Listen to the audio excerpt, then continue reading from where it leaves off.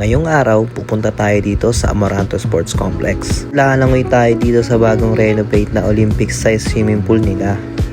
Nakita ko kasi last time sa FB post ng QC government, may registration for libreng langoy dito.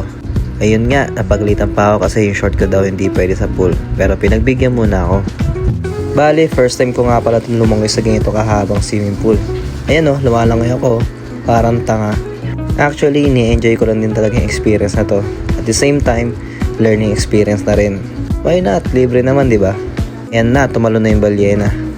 Hindi ako masyadong husgahan, hindi pa nga maayos tong langoy ko. Ayan o. Yung kaliwa ko, hindi maganda yung stroke. At dito nag-attempt ulit ako.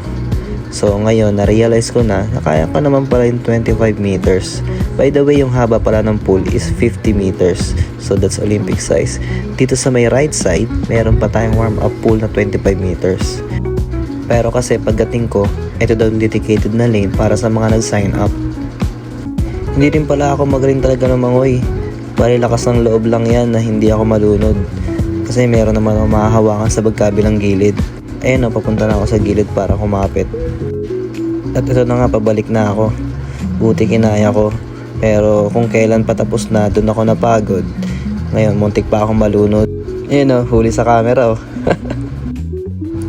Ang binigay na oras lang para sa mga nag-sign up ay 1 oras. So from 8 AM to 9 AM ang slot ko dito. Yung isang buong pool pala na 50 meters ay almost 7 feet ang lalim. Ayan, ganyan siya kalalim. So hanggang wrist ko siya kapag nakataas yung kamay ko sa ilalim.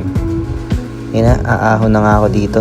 Sobrang marirecommend ko sa mga gusto mag-training kasi napakaganda ng facility.